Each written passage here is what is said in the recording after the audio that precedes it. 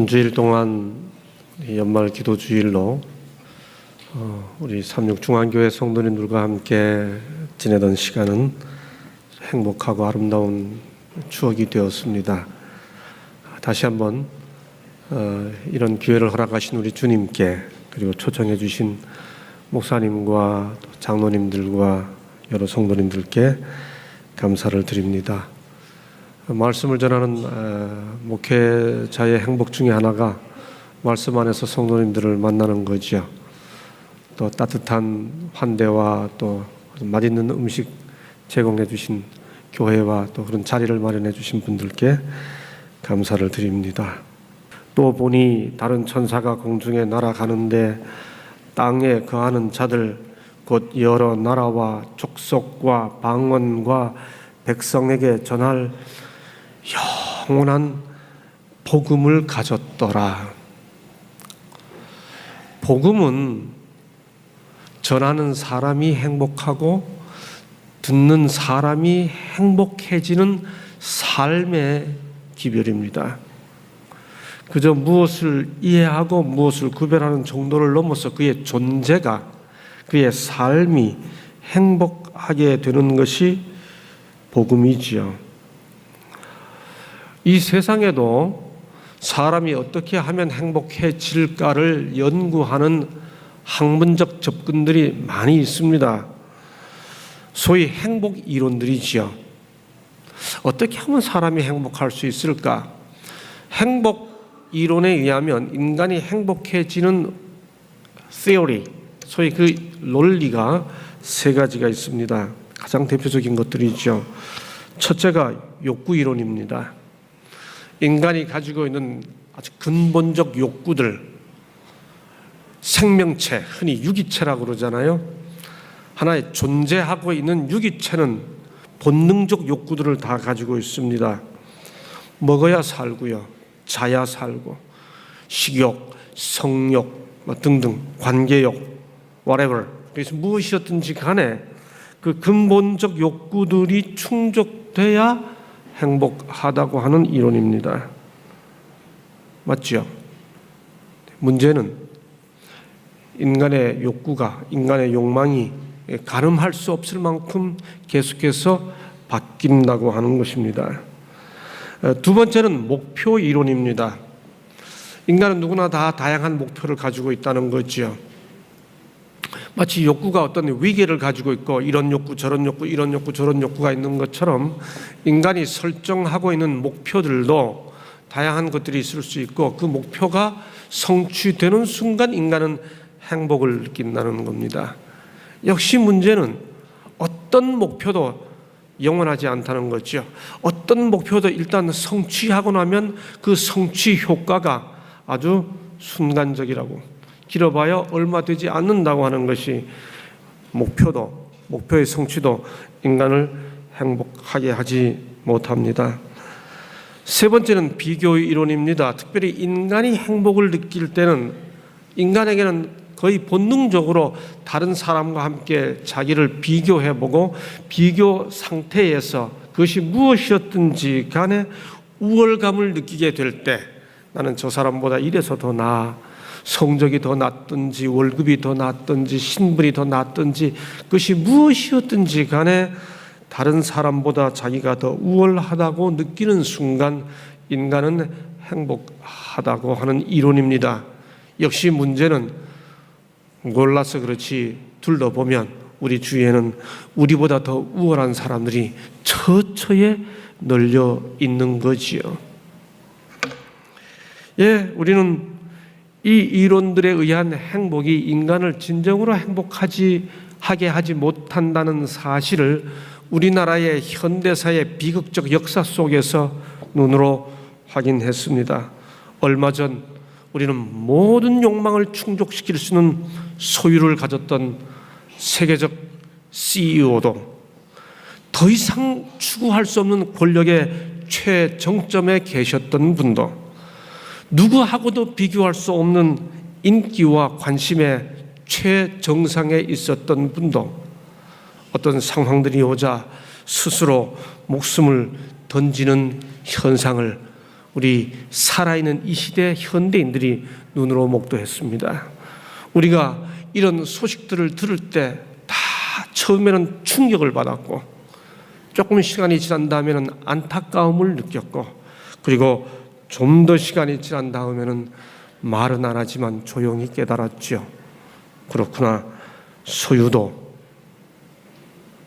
권력도 인기도 결국은 사람을 진정으로 행복하게 하는 것은 아니구나 하는 사실을 깨달았죠. 그래서 현대 심리학자들은 인간이 어떻게 하면 진정으로 행복할 수 있을까를 과학적으로 연구하기 시작했습니다. 소위 긍정심리학의 창시자인 마틴 셀리그만이라고 하는 학자는 30년 넘는 세월 동안 엄청난 자금과 막대한 재정을 투자해서 인간이 어떻게 할 때 진정으로 행복할까를 그 하나의 주제를 놓고 아주 집중적으로 연구해 왔습니다. 그렇게 연구한 결과 다음과 같은 결론을 얻게 되었죠. 행복을 느끼는 사람들이 가지고 있는 모든 공통된 요소들을 다 종합한 다음에 행복한 사람들은 이런 4가지 공통된 요소를 가지고 있구나 하는 것. 행복한 삶을 위한 핵심 요소들, 핵심 요인들, 소위 팩터라고 그러잖아요. 핵심 요인들 4가지. 이름하여 행복에 대한 과학적 탐구. 참 학자들은 너무 중요한 주제죠. 이걸 과학적으로 한번 연구해 본 겁니다. 그리고 그 요인들을 다 찾아냈습니다. 그 첫 번째가 긍정적인 성품. 여러분 이거 어려운 겁니까? 이거 맨날 교회에서 듣던 이야기 아닌가요? 성품 이야기 우리 평생 들은 소리잖아요. 그렇죠? 긍정적인 성품. 두 번째가 건강한 인간관계, 사람들과 편안해지는 관계. 이게 사람을 행복하게 하는 아주 반드시 있어야 하는 공통된 요인이라는 거죠. 세 번째, 사회적 기여와 봉사. 이게 없으면 행복하지 않다는 겁니다. 뭔가 봉사를 남을 위해 살아야 돼요. 그게 저 사람을 위한 게 아니라 나를 위한 것이라고 하는 것이 확인된 겁니다. 과학적 조사에 의해. 네 번째, 아주 중요한 거예요. 종교라는 표현을 안 했습니다만 소위 초월적 탐색 활동, 삶의 의미. 인간은 의미와 가치가 부여되지 않으면 절대로 행복하지 못하다는 거지요. 가장 대표적인 것이 종교 생활이라고 하는 겁니다. 여러분 생각해 보세요. 그러면 우리는 신앙생활하고 있는 우리들은 과학자들이, 학자들이 학문적으로 엄청난 재정과 엄청난 시간을 들여 그 긴 시간 막대한 돈을 들여서 연구해낸 것들을 우리는 이미 다 누리고 있는 것 아닙니까? 여기에 새로운 게 뭐가 있습니까? 이미 다 가지고 있는 것들 아닙니까? 과연 우리들의 삶은 어떠한가요? 이 모든 것을 다 가지고 있고 거기에 아예 우리의 가치와 우리의 삶의 현장과 우리의 방향과 그 모든 것을 한마디로 압축해서 복음, 행복한 소리, 나를 행복하게 하는 소식, 그래서 너도 행복하게 하고 우리를 행복하게 하자고 하는 것을 삶의 가치와 의미로 알고 그것을 나누고 베풀고 전하는 것을 존재의 이유와 삶의 가치로 알고 살아가는 우리들. 과연 우리들의 삶은 어떠합니까? 이 우리들을 우리 재림 성도라고 말하지 말고 한국 사람들이라고 생각해 봅시다. 과연 한국 사람들의 삶은? 2013년 조사에 의하면 대한민국의 행복 지수가 OECD 국가 중 41위입니다. 보시는 대로 또다시 몇 해가 지난 다음에 또 한 번 조사했는데 국민 행복 지수가 조사 국가 34개국 중에서 32위 최하위입니다. 외국인들이 함께 참여하셨을까 봐 두려워지는 내용인데 현실입니다. 대한민국의 현실이죠. 좀 더 지났습니다. 다시 조사해 보니까 OECD 행복 순위 36개국 중에 27위. 보시는 대로 사회적 유대감 32위, 자살률 1위, 정신과 치료 환자 수 증가율 35.9%, 세계 최고의 스트레스 보유율 95%, 1인당 근로시간 1위. 이게 우리가 지금 발붙이고 살아가는 우리들의 삶의 현장의 현실입니다. 행복하지 않습니다. 한국 자살률 10년째 OECD 회원국 중 최고.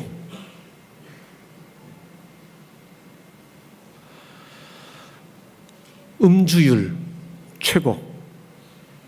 가정 깨지는 율 최고. 그래서 나온 유명한 유행어들 다 많이 들어보셨죠? 수도 없이 들어보셨죠? 38선, 38세까지 직장 다니면 선방했다. 사필 규정, 40대는 반드시 정년 퇴직한다. 4.5정, 45세가 정년, 56세까지 일하면 도둑놈, 5.6도, 20대 태반이 백수 이태백. 그래서 나온 말 헬조선.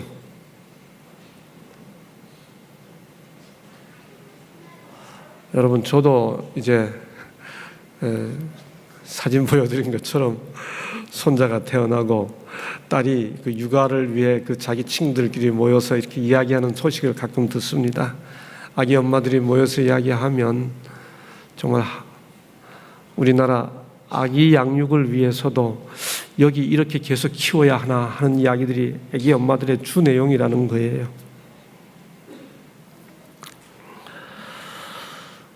그래서 나온 말 3포, 5포, 7포, 이제는 아예 N포. 여러분, 참 아파요. 이런 이야기 들으면 참 아파요. 옛날에는 뭐 초4병, 초등학교 4학년이면 이게 성장 과정에서 아주 문제를 일으킨다고 그러잖아요. 중1병, 고1병 뭐 이렇게 했는데 이제는 대2병. 여러분, 제가 봐도 사실이에요. 대학 딱 들어와서 1학년 지나고 2학년 지나면 애들이 다 꺾입니다. 나 뭐 먹고 살지? 나 뭐 하지? 비전도 없고 용기도 없고 완전히 그렇게 돼 있어요. 이게 우리가 살아가는 현장이고 현실입니다. 그 대한민국에 살아가는 우리 한국인 재림 성도들의 행복 지수는 어떨까요? 많이 다르겠죠. 많이 달라야 합니다.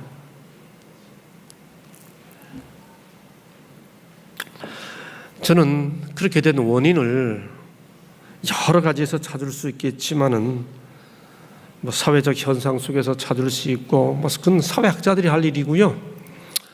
우리나라가 왜 이렇게 됐느냐, 뭐 정치인들이 할 일이죠. 분석해내고 그분들이 할 일입니다.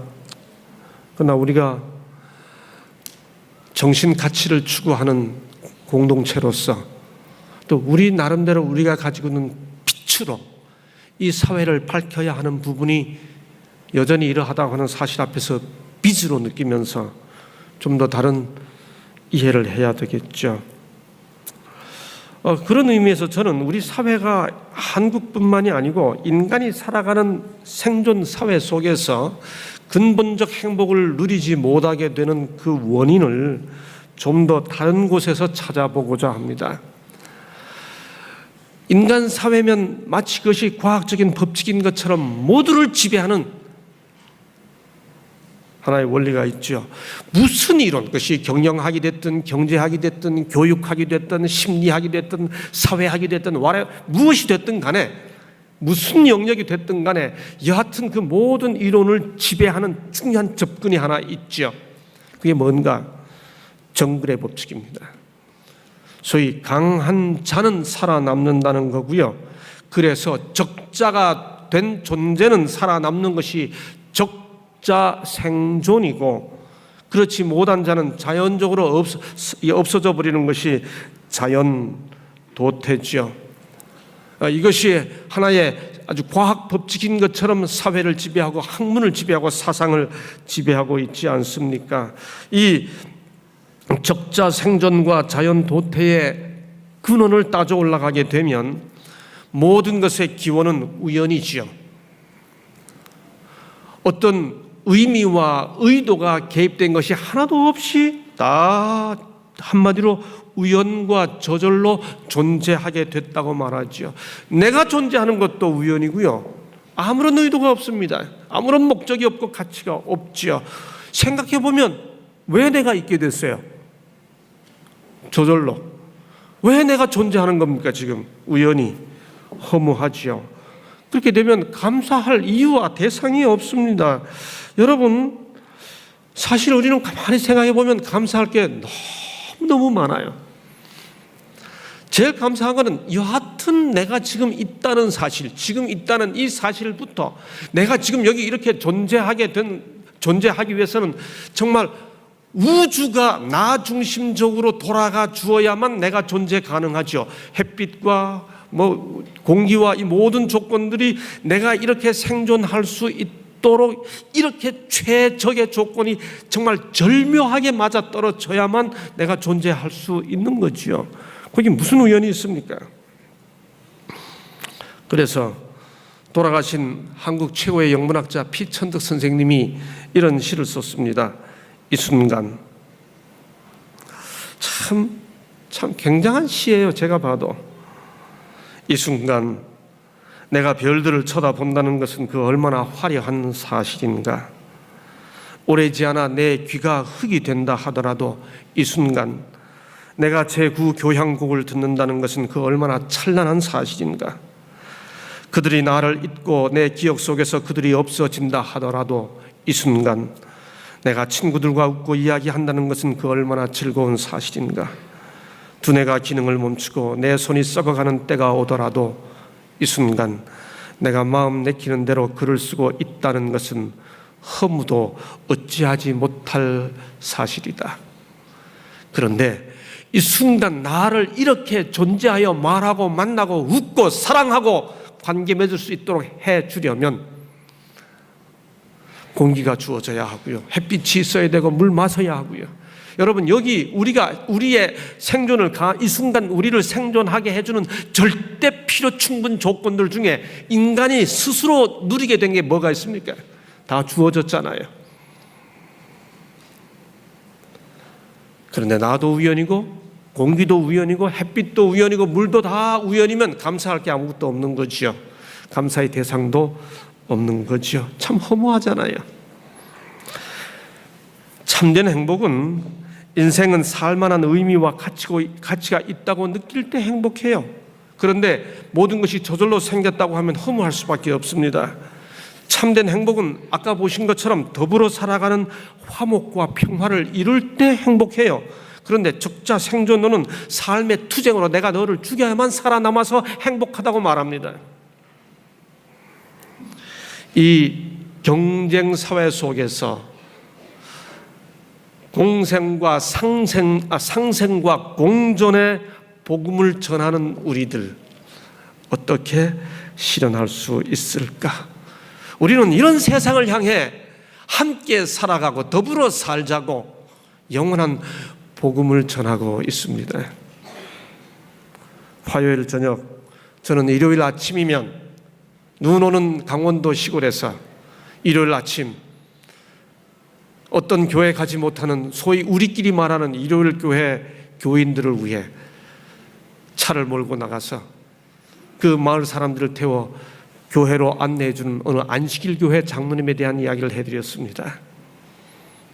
다시 생각해도 참 멋있는 분입니다.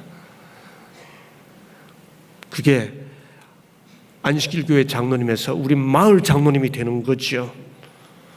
상생과 공존의 높은 차원을 통해 진정으로 행복하게 해주는 복음을 전하는 방식이 있죠. 사람의 이기적인 마음 외에는 자기를 위하여 사는 것은 하나도 없다. 공중에 나는 새나 땅 위에 기어다니는 동물로서 어떤 다른 생물에게 봉사하지 않는 것은 하나도 없다. 적자 생존과 자연 도태의 이 세계관을 가진 이 세상을 향해 어떻게 이렇게 완전히 다른 해답을 줄 수 있습니까? 어떻게 이렇게 완전히 다른 세계관으로 세상을 바라볼 수 있습니까? 세상은 적자 생존과 먹이 사슬로 서로 얽매여 있는 것이 아니고 인간의 이기적인 마음 외에는 이 세상에 자기를 위하여 사는 것은 하나도 없다. 여러분, 사실 먹이 사슬이라고 이야기하지만 잘 생각해 보세요. 우리가 자연보호라고 말할 때 뭔가 해주는 게 자연보호입니까? 자연보호는 그대로 내버려 두는 게 자연보호입니까? 우리 다 그냥 내버려 두자고 자연보호라고 말합니다. 자연은 있는 그대로 내버려 두면요, 먹이 사슬이라고 그러지만 절대로 자연이 있는 그 상태로 한 종이 사라지지 않습니다. 있는 그대로 자연은 내버려 두면 모든 종이 더불어 살아가요. 그 나름의 질서 속에서. 인간이 개입하게 되면 생명이 없어지죠. 인간의 이기적인 마음 외에는 자기를 위하여 사는 것은 하나도 없다.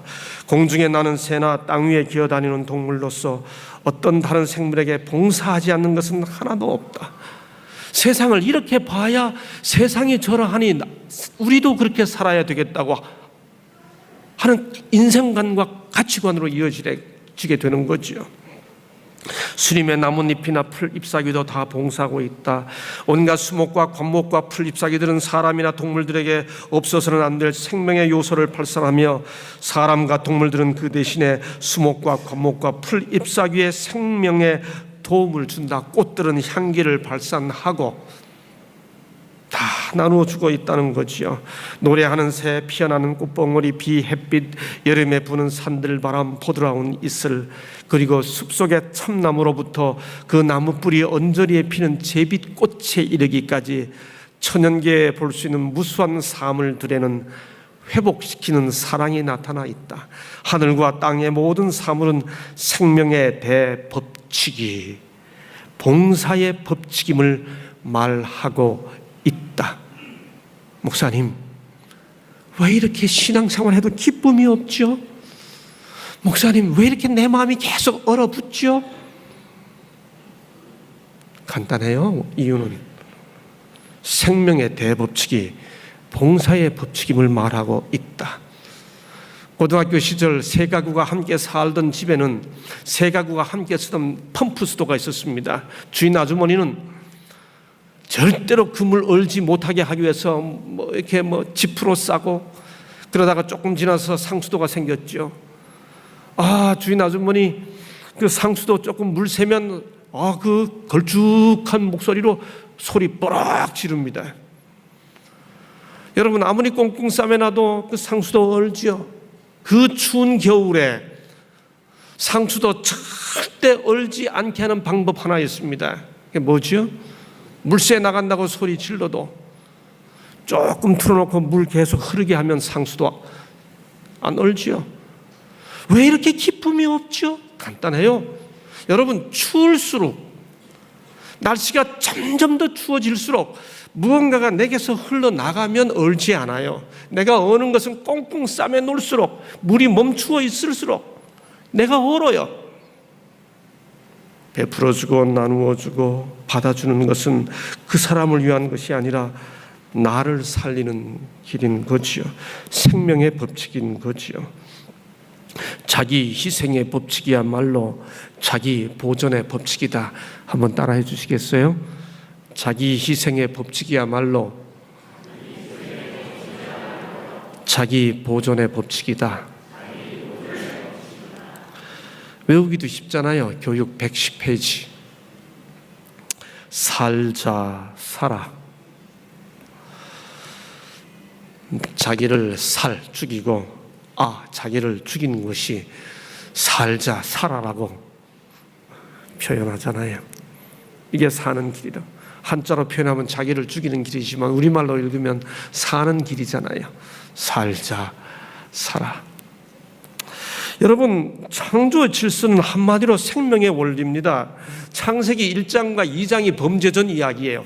성경의 모든 내용은 복음이고 그 복음은 한마디로 범죄, 창세기 3장 이전으로 돌아가자고 하는 거지요. 그게 복음입니다.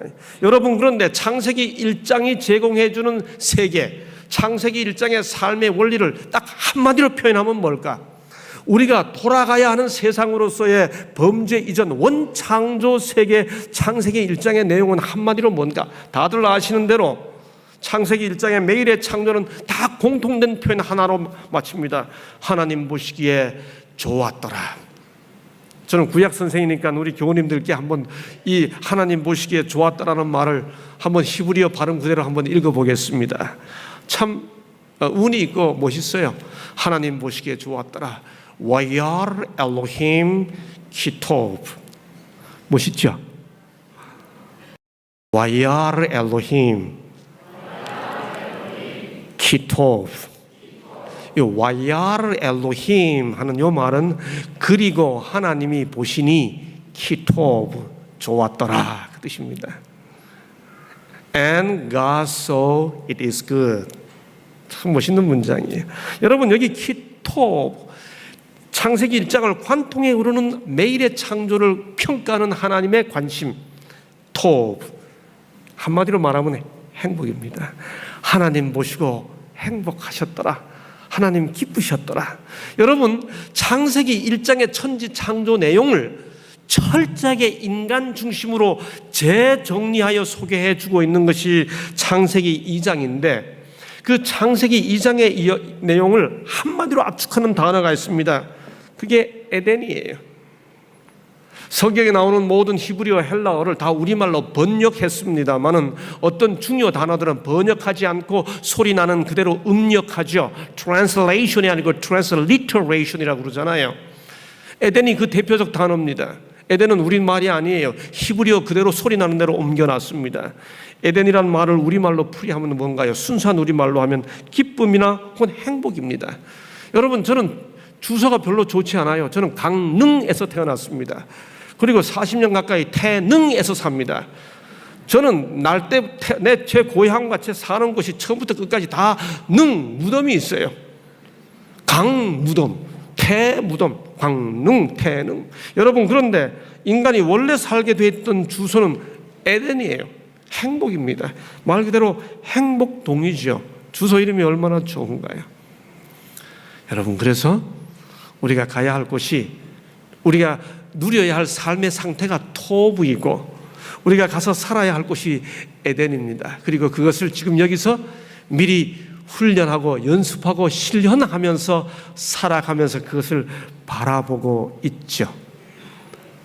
토와 에덴, 행복하고 즐겁더라. 그래서 우리는 이 땅에서 전하는 모든 기별을 우리가 체험하고 행복의 삶으로 우리 삶에서 그것을 녹여내야 합니다. 우리의 표정으로, 우리의 삶의 모양으로, 우리의 관계로 그것이 다 녹여 나올 때 우리가 정말 그렇게 가고 싶은 삶을 여기서 실현하고 미리 맛보는 foretaste, 미리 맛보는 삶을 사는 거죠. 여러분, 우리는 그렇게 복음을 전하고 있습니다. 여러분, 다 하나님께서 천지를 창조했다는 사실을 믿으시죠?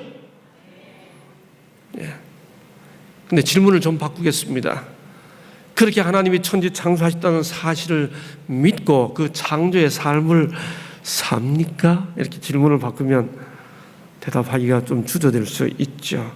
여러분, 잘 보세요. 우리가 창조를 믿는다고 고백하는 것하고 우리들의 삶 속에는 적자 생존과 자연 도태의 진화론적 삶의 방식을 사는 것이 많습니다. 그 중에 하나가 긍정, 부정, 비대칭 효과라는 게 있습니다. 이게 무슨 말인가? 인간은 본능적으로 누리는 것보다 부족한 것, 받은 것보다는 받아야 할 것, 감사한 것보다는 불평한 것들을 인간은 훨씬 더 부정적인 것에 예민하고 강하게 반응한다고 하는 것이 소위 긍정, 부정, 비대칭 효과입니다. 왜 그럴까? 사람들은, 학자들은 인간이 왜 이렇게 긍정적인 것보다, 내가 가지고 있는 것보다 못 가진 것이 훨씬 더 예민할까? 이것이 진화 과정에서 살아남기 위해서 이렇게 되었다라고 하는 진화론 이론으로 설명해주고, 인간이 이렇게 된 것이 내가 부족하면 죽을 수 있겠구나 하는 것 때문에 살아남기 위해 부족한 것에 더 예민하게 되었다고 설명합니다. 그러니 우리가 아무리 입으로 창조를 믿는다고 말해도 하나님께서 주신 것, 내가 지금 가지고 있는 것을 누리는 것에 대한 감사보다 부족한 것에 대해 불평하고 있다면, 말로는 창조 믿는다고 그러면서 삶은 진화론을 증명해 주고 있는 삶을 사는 거지요. 이 긍정, 부정, 비대칭을 갖다가 남과의 관계 속에 적용한 것이 소위 악성 효과라는 겁니다. 이게 무슨 말인가? 우리는 적자 생존의 삶의 원리가 진화론 속에서 습득돼가지고 남을 죽여야만이 내가 살아남을 수 있다고 하는 것 때문에 본능적으로 남이 잘하는 이야기는 안전하고 남이 못하는 이야기는 확대 재생산하는 진화론적 습성이 우리 몸에 배어 있다는 겁니다. 그러니 안식일 예배 잘 드리고 오후에 밥 먹으면서 남에 대한 악성 효과 이야기하면 우리는 창조의 기념일에 와서 진화론을 증명하고 사는 삶이 되는 겁니다. 예? 우리가 진정으로 창조를 믿는다면 창조의 삶을, 토부의 삶을, 에덴의 삶을 살아야 하는 거지요. 여러분, 그렇기 때문에 제7일이 안식일입니다. 우리 함께 창조주를 기념하기 위해 토요일 오전 9시 반에 진행되는 예배로 오십시오 라고 초청드리는 것과 함께 반드시 실현되어야 하는 것은 팔복의 삶입니다. 오늘 제가 미처 의논하지 못했는데 교동문 낭송이 구약의 팔복이라고 하는, 구약의 산상보훈이라고 하는 시편 1편이 주어지는 것을 보면서 아주 감사했습니다. 복 있는 자는, 히브리어로 읽든지 이 마태복음 5장의 팔복을 헬라어로 읽으면 행복한 자는 하고 blessed 먼저 시작합니다. 여러분, 팔복의 내용을 다 요약하면 첫 번째, 자기에 대해서 어떻게 살아야 하는지 말합니다. 마음이 가난하면 행복합니다. 마음이 깨끗하면 행복합니다. 여러분, 창조를 믿는 사람들로서 가난한 마음은 겸손한 마음이지요. 가난한 마음으로 살아가십시다. 깨끗한 마음으로 살아가십시다. 창조를 믿는 사람들로서 다른 사람과의 관계가 팔복 속에 나타나 있습니다. 온유한 사람은 행복하다. 자비한 사람은 행복하다. 화평케 하는 사람은 행복하다. 팔복의 내용은 크게 네 부류로 나누어져 있어요. 자기에 대해 마음이 가난하고 자기에 대해 마음이 깨끗하면 행복해요. 남과의 관계 속에서 온유하고 자비하고 화평케 하면 행복해요. 창조를 믿는 사람으로서 이렇게 살아가십시다. 죄에 대해 말합니다. 죄에 대해 슬퍼하는 사람은 행복하다. 창조를 믿는 사람으로서 죄에 대해 슬퍼하면서 창세기 1, 2장을 내다보시고 돌아보십시다. 마지막으로 의에 대해 의에 줄이고 목마른 사람은 행복하다. 의를 위하여 박해를 받는 사람은 행복하다. 저도 행복하고 싶습니다. 제 표정으로 행복을 증거하고 싶습니다.